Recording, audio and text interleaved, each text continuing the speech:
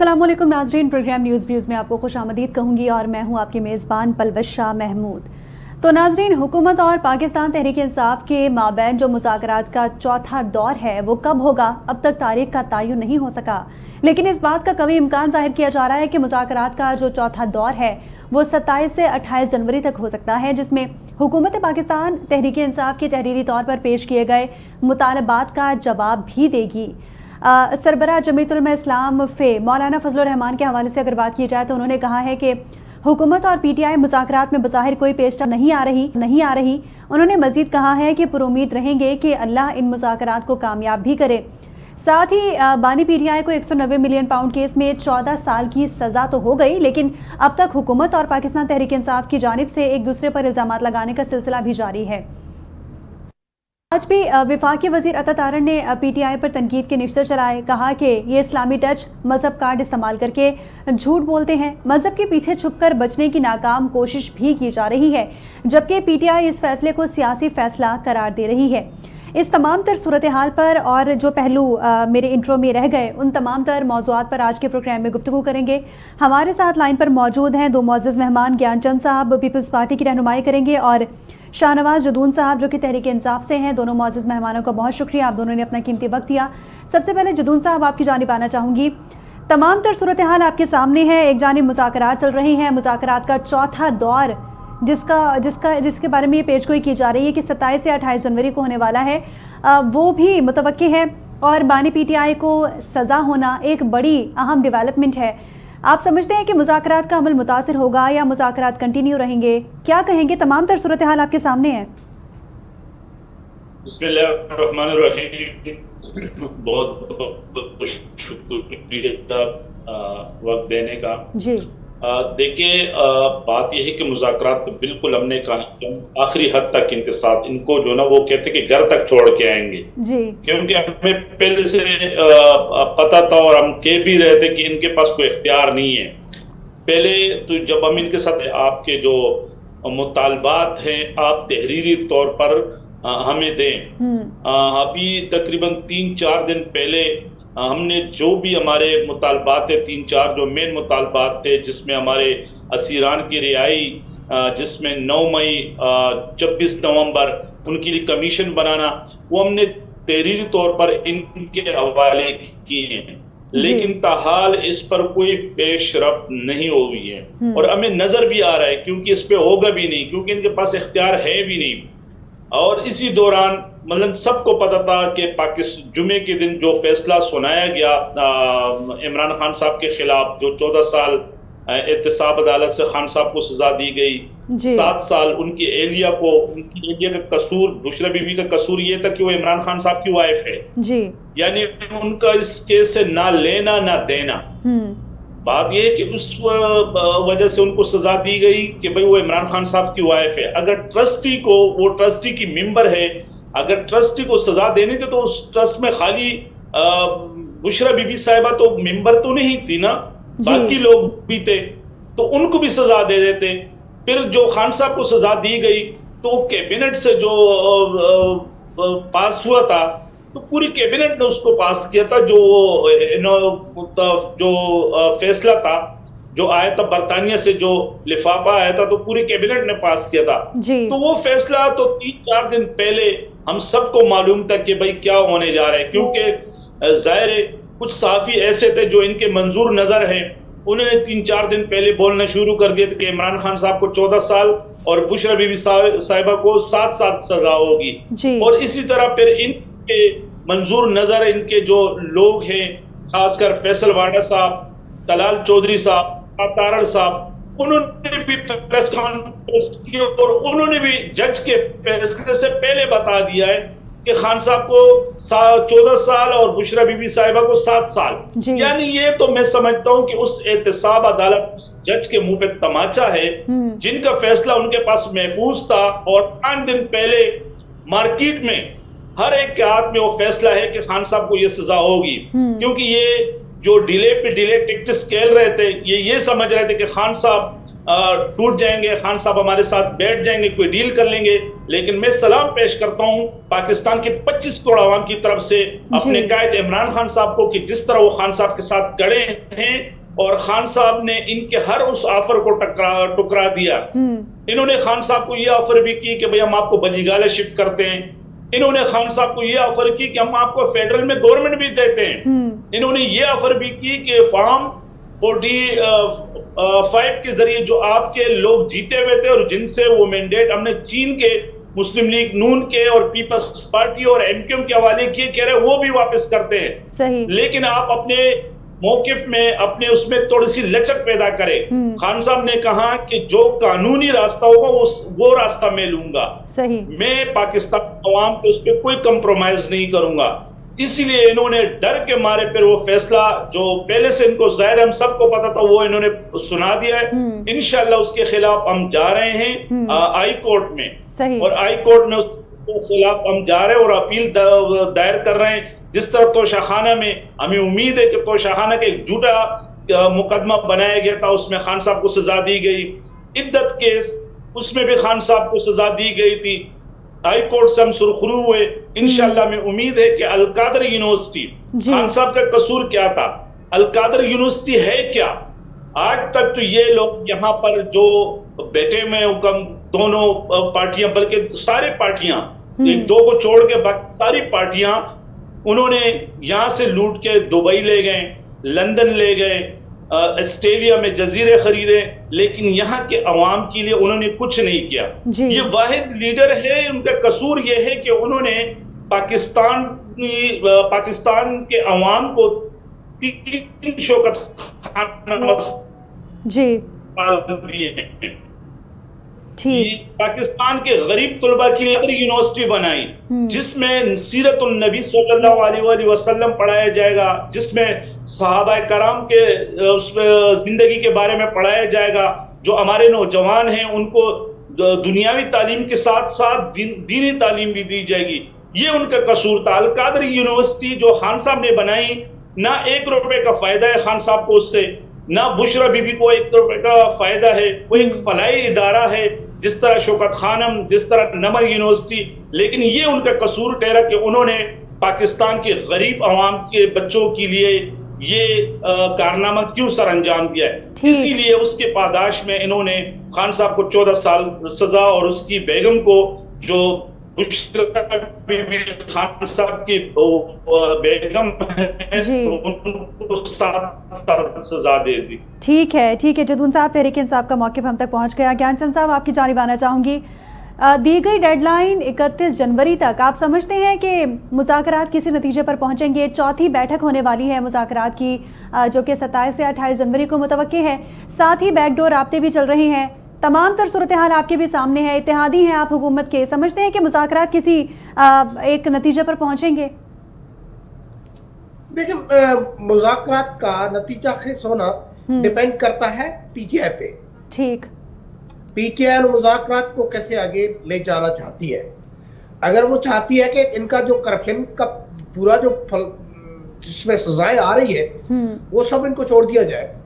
अगर ये चाहते हैं कि इन्होंने जो गवर्नमेंट के प्रॉपर्टीज पे, जो हमारे स्ट्रेटेजिक असेट्स थे, उन पे, आर्मी के हाउसेस पे, बल्कि जीएचक्यू तक जो उन्होंने हमले किए, वो सब इनको माफ कर दिए जाए, फिर तो मैं समझता हूँ कि मुज़ाकरात नतीजा खेज नहीं होंगे। सही। अगर वो पॉलिटिकल प्रोसेस का हिस्सा बनना चाहते हैं, अगर वो चाहते हैं कि वो पाकिस्तान में फ्रीली पॉलिटिक्स करे, अगर वो चाहते हैं कि हमारा मुल्क जो है जिस मौसी बहरान में है वो उस मौसी बहरान से आगे निकले, हमारे यहाँ जो अमन अमान के मसाइल है उनमें कोई बेहतरी आए। सही।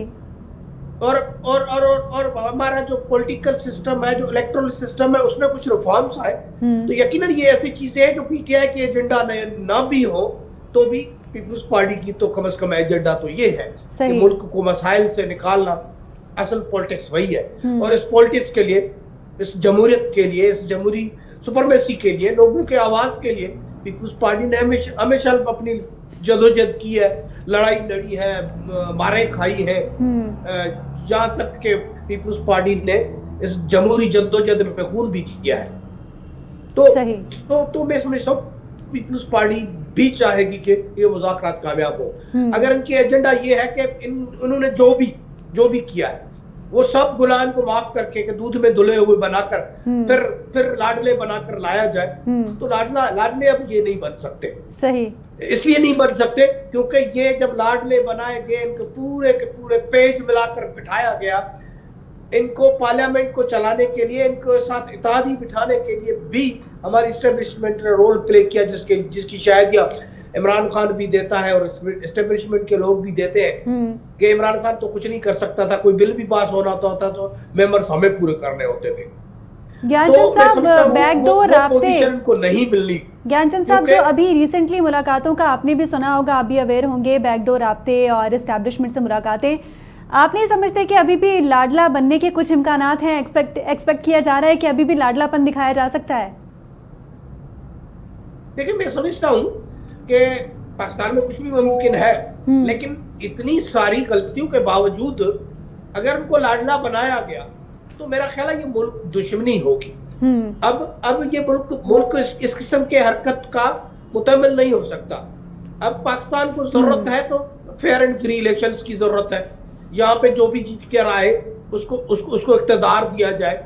यहाँ पे जो मोहब्बतन लोग हैं उनको स्पेस दी जाए, उनके लिए रास्ते बंद ना किया जाए। जो पीपल्स पार्टी को हमेशा शिकायत रहती आई है कि हमारे लिए रास्ते बंद किए जाते हैं और हम हमेशा जमहूरियत की बात करते हैं। जी। सो बैकडोर डिप्लोमेसी हो, ये हो, पार्लियामेंट के अंदर कमेटी की डिस्कशंस हो, लेकिन इनका महवर जो है वो ये है कि हमसे गलतियां हो गई है, लेकिन हम मानेंगे नहीं, हम पब्लिकली नहीं मानेंगे, लेकिन हमें माफ किया जाए। तो उस पे देखते हैं कि ये आगे इनका एटीट्यूड क्या रहता है।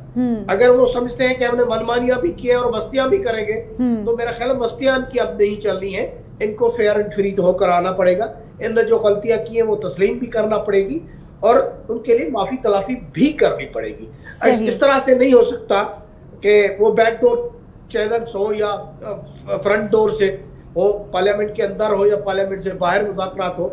इनके लिए रास्ते खोले जा सकते हैं पॉलिटिक्स के, इनके लिए जेलों के दरवाजे या कोर्ट्स के जो रास्ते हैं सजाओं के माफ करने के, वो ऐसे नहीं खुल सकते हैं।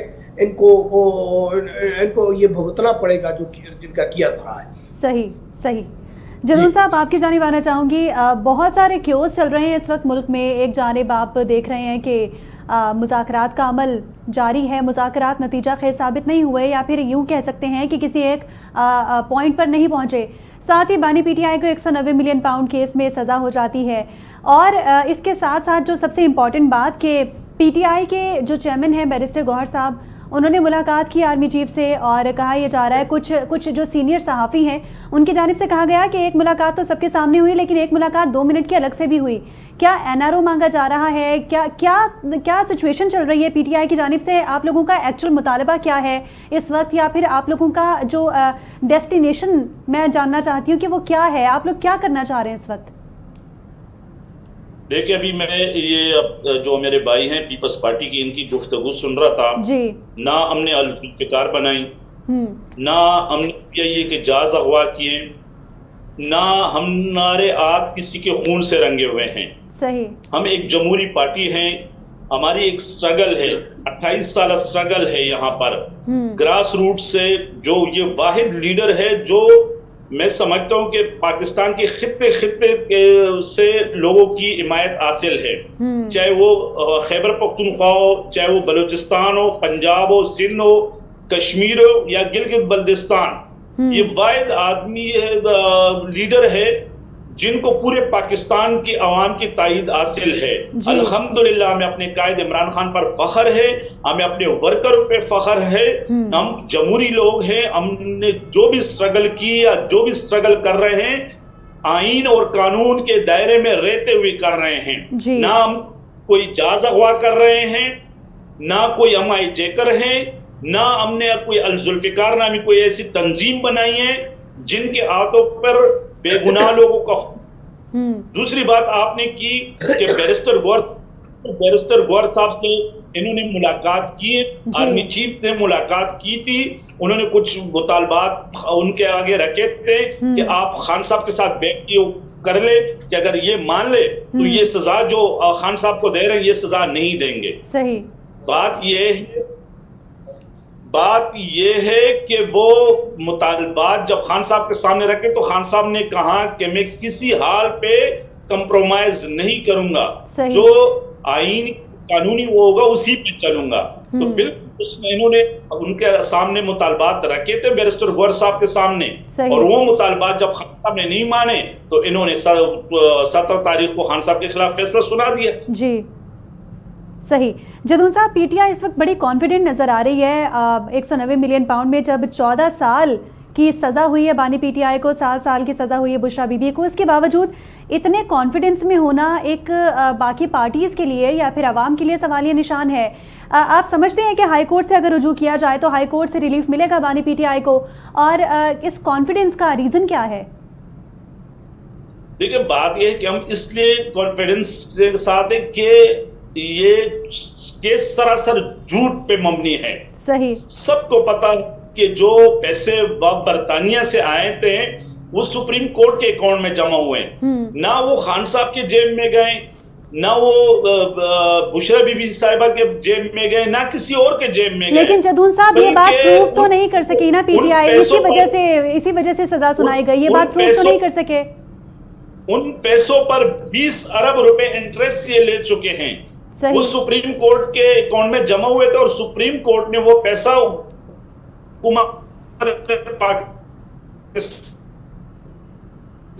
जी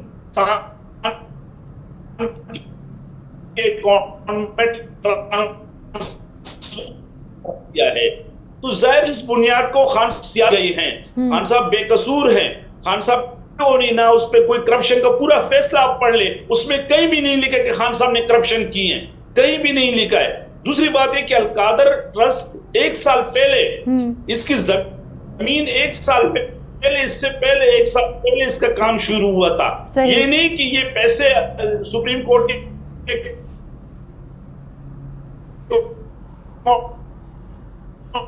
में आए और उसके बाद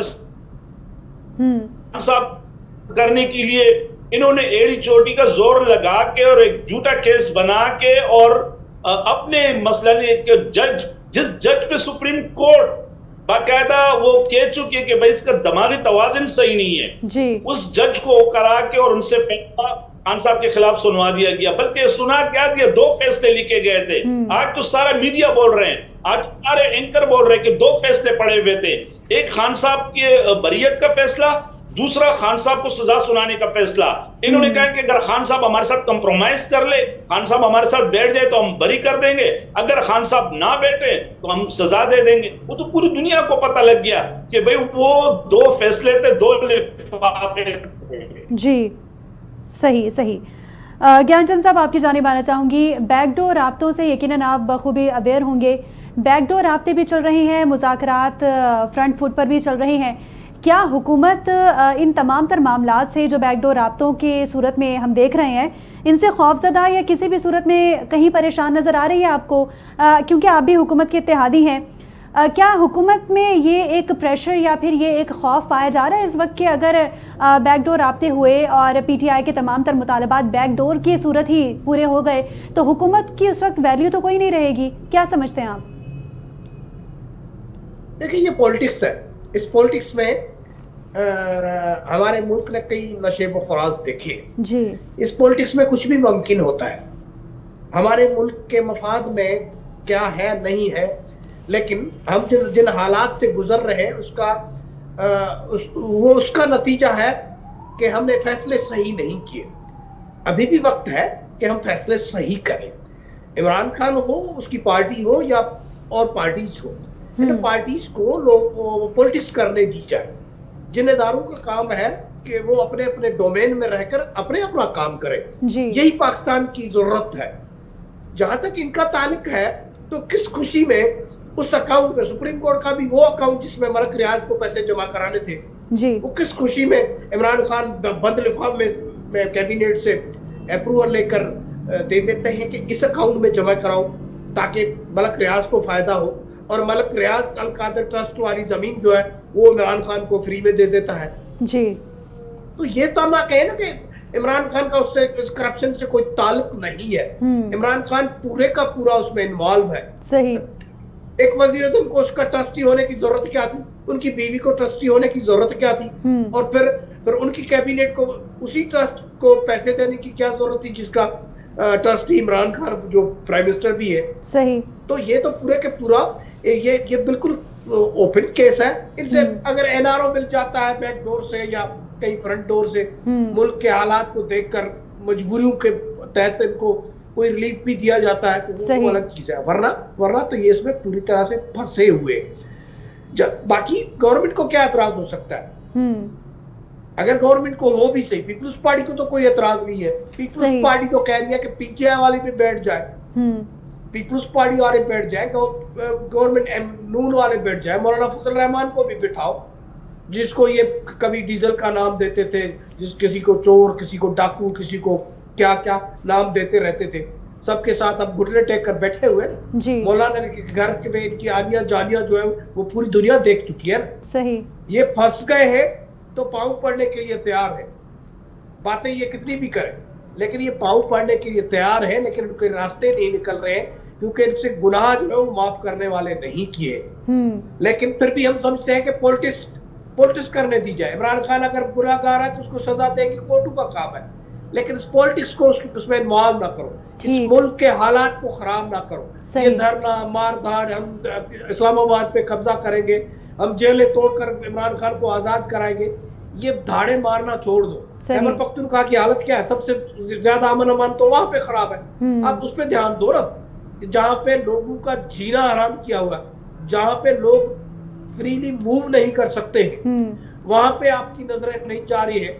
आपका पूरे का पूरा पॉलिटिक्स का महवर जो अडियाला जेल है, जो कोर्टें ही खोल सकती है, इनमें वो हिम्मत नहीं है कि वो हमला करके खोल दे। इन्होंने एक कोशिश करके देखी, RPH में भी हमला किया, आर्मी के बाकी तंजीमात पे भी हमला किया। इनका ख्याल था शायद कोई बगावत उठ जाएगी, कोई इनकलाब आ जाएगा और इमरान खान बड़े लीडर बनकर मुल्क पे कब्जा कर लेंगे। जो इनकी ख्वाहिशें पूरी नहीं हुई तो इस अमल का इनको कफारा तो अदा करना पड़ेगा ना। तो हम समझते हैं इन पूरे के पूरे सिनेरियो के बावजूद भी टेबल पे बैठकर अपनी गलतियां तस्लीम कर ली जाए और आइंदा के लिए सुकून से चला जाए। पीपल्स पार्टी और नून लीग में भी झगड़े होते रहे, एक दूसरे के खिलाफ केसेस भी बनाते रहे, बातें भी होती रही, लेकिन एक मरहला आया कि चार्टर ऑफ डेमोक्रेसी हुआ। सही। आज इमरान खान और उसकी पार्टी को चाहिए कि वो चार्टर ऑफ इकोनॉमी करे, चार्टर ऑफ जो पीस करे, जिसके लिए हम मुल्क से दहशतगर्दी को खत्म कर दे, हम मुल्क की खुशहाली को इंश्योर कर दे, हम मुल्क की पॉलिटिक्स को जिसपे सुबह शाम उंगलियां उठती है, जिसके इलेक्शन सिस्टम जो है उसमें किसी को एतबार नहीं है जी, वो जरा ठीक हो जाए, तो ताकि हमारे मुल्क की इंटरनेशनल कम्युनिटी में भी इज्जत हो और लोकली भी हमारे लोग जो है ना वो बिजनेस कर सके, वो खुशहाल हो सके, उनको वो सहूलतें जो यहाँ पे मौजूद है, वो वसाइल जो यहाँ पे मौजूद है उनका ज़िया हो रहा है, उसको संभाल कर हम मुल्क को आगे ले जा सके। तो ये पूरा का पूरा डिपेंड करता है पीटीआई वालों पे। बाकी पार्टियां सब आपस में बैठी हुई है, बातें कर रही है, कानून साजी भी हो रही है, गवर्नमेंट भी चल रही है और बेहतर चल रही है। ठीक है, ठीक है। से निकलकर हम अभी प्रोग्रेस की तरफ निकल पड़े हैं। तो पीटीआई अगर बैठ जाती है तो प्रोसेस का हिस्सा बनेगी, अगर नहीं बैठती है, भागती है, तो ये इस पूरे प्रोसेस से आउट हो जाएगी, इस पाकिस्तान की पॉलिटिक्स के आउट हो जाएगी। ठीक है जदून साहब, आपकी जानिब आना चाहूँगी, आपसे ये जानना चाहूँगी कि जो 190 मिलियन पाउंड में बानी पीटीआई को सज़ा हुई है, इसके खिलाफ आप लोगों ने इस फैसले को चैलेंज करने का सोचा है। पीटीआई की जानिब से कहा जा रहा है कि इस फैसले को यकीनन चैलेंज किया जाएगा और हाई कोर्ट हमें रिलीफ प्रोवाइड करेगी, ऐसा आप लोगों की एक्सपेक्टेशंस हैं। तो कब चैलेंज किया जाएगा? क्या पीटीआई की जानिब से कोई लाहे अमल अपनाया गया है इस सूरत हाल में? कब चैलेंज किया जाएगा फैसले को? कब जो है रिलीफ मिलेगा? क्योंकि जो चौथी बैठक है मुज़ाकरात के हवाले से वो 27 या 28 जनवरी को एक्सपेक्टेड है। क्या उससे पहले आप समझते हैं कि फैसले को चैलेंज कर दिया जाएगा? और अगर हाईकोर्ट की जानिब से रिलीफ मिलता है बानी पीटीआई को, तो मुज़ाकरात में उसको अपने पॉइंट को मानना आप करार देंगे कि हुकूमत की जानिब से इस पॉइंट को माना गया है? देखिए बात ये ना कि हमारी लीगल टीम लगी हुई है पूरे उसमें, और इंशाल्लाह जल्द जो ना वो हाई कोर्ट में इसके खिलाफ हम पिटीशन वो रिव्यू के लिए जाएंगे। दूसरी बात ये है कि जाहिर है अभी इनको परेशानी लाहक है जो कि भाई हाई कोर्ट की मर्जी के जज लाना चाहते हैं। ये जी जावेद जैसे एहतसाब अदालत में राना जावेद जैसे जज बनना चाहिए, और वहां से भी का वो हरबे इस्तेमाल कर रहे हैं क्योंकि इनको पता है कि बाकी कुछ तो है नहीं। खान साहब अगर इसमें बरी होके बाहर आ जाएं तो पाकिस्तानी सबको पता है कि किसके साथ है, अवाम किसके साथ खड़ी। अब ये मेरे भाई बात कर रहे थे कि भाई खैबर पख्तूनख्वा, अल्हम्दुलिल्लाह इस टाइम सबसे बेहतर खैबर पख्तूनख्वा की है। आप देख ले पंजाब वो खसारे में उनका वो जा रहा है। खैबर पख्तूनख्वा वाहिद सूबा है जिसका 300 अरब रुपए सरप्लस उनके पास पड़ा हुआ है। एजुकेशन के लिए उन्होंने पैसा रखा हुआ है, हेल्थ के लिए उन्होंने पैसा रखा हुआ है, वहां पर सेहत कार्ड कामयाबी के साथ चल रहा है, एजुकेशन सिस्टम बेहतरीन है। हाँ 2-3 ऐसे एरियाज हैं जो बॉर्डर के वो है, वहां पर अमन का थोड़ा मसला है, लेकिन बाकी और आल सूबे में 95% अल्हम्दुलिल्लाह अमन है। लाखों लोग वहां टूरिज्म के लिए जाते हैं, कोई इस तरह नहीं हुआ। जी गालिबन हमारा राब्ता जो है वो इंटरप्ट हो रहा है। बहुत शुक्रिया ज्ञानचंद साहब पीपल्स पार्टी से और शाहनवाज जदून साहब तहरीक इंसाफ से हमारे साथ मौजूद थे, हमें ज्वाइन कर चुके हैं। रोहेल असगर साहब मुस्लिम लीग नून से जो हमारे साथ मौजूद है इस वक्त लाइन पर। बहुत शुक्रिया रोहेल साहब, आपने अपना कीमती वक्त दिया। सर मुज़ाकरात के हवाले से ताहाल कोई किसी एक नतीजा खेज साबित नहीं हुए मुज़ाकरात। चौथी बैठक मुतवक्के है 27 से 28 जनवरी को। आप क्या समझते हैं, कोई मुतालबा तहरीक इंसाफ का पूरा होने जा रहा है आपके साथ, यानी कि हुकूमत पूरा करने जा रही है, साथ ही बैकडोर राब्ते भी चल रहे हैं, मुज़ाकरात भी चल रहे हैं। क्या समझते हैं पीटीआई क्या चाहती है, क्या उनका इंटेंशंस क्या है इस वक्त? मैं पहले दिन से ये बात कह रहा हूँ जी, मुज़ाकरात करने होते हैं ना, वहाँ कमेटियां नहीं बनती। वो इंफ्लुएंशियल लोग या जो लोग मैटर करते हैं उनकी एक बैठक होती है, वहीं पे डिसाइड हो जाता है और वहीं पे हल करके बाहर आ जाते हैं। अब यहाँ पे जो मुज़ाकरात है जी, उसका एजेंडा क्या है? जो एजेंडा मैं सुन रहा हूँ जो मेरी नॉलेज में है जी, वो हुकूमत के दायरा इख्तियार में नहीं है। अब देखिए जैसे इमरान साहब को एक सेशन कोर्ट ने सजा दे दी, ठीक है। अब सेशन कोर्ट की सजा जो है वो कर सकती है हाई कोर्ट, और हाई कोर्ट की सजा वो कर सकती है सुप्रीम कोर्ट। हुकूमत के पास तो ऐसा कोई कानूनी ताकत नहीं है कि वो इन सजाओं को खत्म कर दें और इमरान साहब को कहें कि आइए आप बाहर तशरीफ ले आइए, बेड का पढ़ दे दीजिए। जी, मैं इस बारे में ये कहता हूँ कि ये पीटीआई अपना मौकफ जो है ना उससे पीछे भी हट रही है और इनकी जो सियासी पोजीशन है वो भी खराब हो रही है। जी, अब इससे नतीजा क्या निकलता है, मेरा नहीं ख्याल कि इसका कोई नतीजा निकलेगा। रोहेल असगर साहब, आपसे ये भी जानना चाहूँगी कि आपने जो कहा कि पीटीआई के जो मुतालबात हैं वो हुकूमत के दायरे इख्तियार में नहीं है, लेकिन at the same time PTI की जानिब से मुज़ाकरात का अमल भी कंटिन्यू रखा गया है, साथ ही बैकडोर राब्ते भी जारी हैं। इंटेंशंस आप क्या समझते हैं पीटीआई के, क्या करना चाहते हैं वो इस वक्त? साथ ही 190 मिलियन पाउंड का फैसला आना जो कि एक बानी पीटीआई के लिए एक बड़ी सज़ा है, 14 साल सज़ा उनको हुई है, इसके बावजूद तमाम तर मामलात आपके सामने हैं, क्या कहेंगे? कंफ्यूज है बस, उन्हें समझ नहीं आ रही पीटीआई को, क्योंकि एक ऐसा कदम उठा चुके हैं जी, बल्कि एक नहीं दो। एक तो 9 मई का था जो एक बहुत बड़ा ब्लेंडर था, नहीं करना चाहिए था, बिल्कुल किया उन्होंने, गलत किया जी। दूसरा 26 नवंबर वाला वो भी गलत किया, नहीं करना चाहिए। अब सोचने वाली बात यह है कि ये जो सब नुकसान पहुंचाया गया, जो इल्जाम लगाए गए, जो तहसीब की गई, जो इलाक को नुकसान पहुंचाया गया, जो आपके मुलजमत को नुकसान पहुंचाया गया, इसके ओनर कौन? क्या वो ओनर जो है जिनके साथ ये सब कुछ हुआ वो ऑन बोर्ड थे? क्या वो उस मुज़ाकराती कमेटी का हिस्सा थे? जी। मेरी समझ के बाद है, मैं तो ठीक है ये समझ लीजिए कि मैं अब उम्र के जिसमें शायद मेरा जेल उस तरह काम नहीं करता। आप बेहतर समझते हो, आप बेहतर जानते हो। सही। जो मेरे जहन में है वो मैंने आपको शेयर कर लिया। अब इसको आप बेहतर समझें, गलत समझें, ठीक समझें, ये फिर आपके और आपके संगीन के दरमियान है। मैंने जो बेहतर समझा मैंने आपको शेयर कर दिया। सही सही।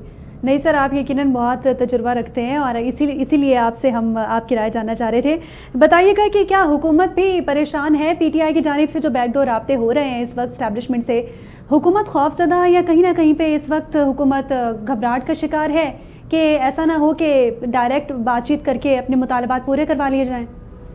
बिल्कुल नहीं है। 26 नवंबर से पहले तो मैं देख रहा था, महसूस भी कर रहा था हुकूमत परेशान थी, अंडर प्रेशर थी, क्योंकि एक पीटीआई का एक प्रेशर बना हुआ था और इमरान का एक माने या लोग माने लोग उसके सपोर्टर थे और काफी तादाद में थे। लेकिन नवंबर में जो इन्होंने गलती की है जी, शायद अब वो गलती का तदारक कोई नहीं हो सकता। उसके लिए क्या होगा ये अब वक्त ही साबित करेगा। मैं इस बारे में मजीद कुछ अपनी तरफ से कुछ ध्यान तो नहीं दे सकता। जी सही। सर, आपसे ये भी जानना चाहूँगी कि जो पीटीआई के मुतालबात हैं उनमें एक बड़ा क्लियर मुतालबा है कि जुडिशल कमीशन बनाया जाए, बैकडोर राब्ते, सज़ा बानी पीटीआई को, ये सारी एक तरफ। हुकूमत इस हवाले से क्या कोई इकदाम करने वाली है? जुडिशल कमीशन उनका बड़ा क्लियर मौक़िफ़ है, मुतालबा है, क्या हुकूमत इसको संजीदा लेगी, जुडिशल कमीशन बनाएगी? मैं वही तो आपसे अर्ज कर रहा हूँ कि ये पीटीआई कंफ्यूज है जी। हालांकि मेरा अपना ख्याल है कि इनके पास बड़े बड़े सीरत और बड़े बड़े जय्यद किस्म के, बड़े अक्लमंद किस्म के वकला हजरात की एक बहुत बड़ी तादाद मौजूद है। अगर फर्ज कीजिए आप एक कमीशन बना देते हैं, जुडिशल कमीशन बना देते हैं सुप्रीम कोर्ट के जो मतलब जजेज हैं जी और 2 जजेज हैं, और अब वो जजेज ये फैसला करते हैं कि ये जो वाकया हुआ ये वाकई ठीक वाकया हुआ और इसमें ये चीजें बिल्कुल दुरुस्त कही गई, या वो जो जिन लोगों ने किया वो वाकई इसमें मुलव्वस थे। फिर उसके बाद आप ये मुझे बताएं कि कौन सी अदालत आपको जमानत देगी, कौन सी अदालत आपका केस सुनेगी जी, कौन सी अदालत आपके केस पे आपके जहन और मुताबिक आपको इंसाफ मुहैया कर देगी। तो ये एक ठिकाना बिल्कुल, अगर आप कमीशन बना लें तो आप किसी छोटी अदालत के लोगों को कमीशन बना लें ताकि आप फिर अपने मौकों को अगली कोर्ट में जाके आप बयान कर सकें या अपनी कुछ क्लैरिफिकेशन दे सकें। अब मेरा नहीं ख्याल तो उसमें भी कमीशन बनेगा। सही, मैं नहीं समझता।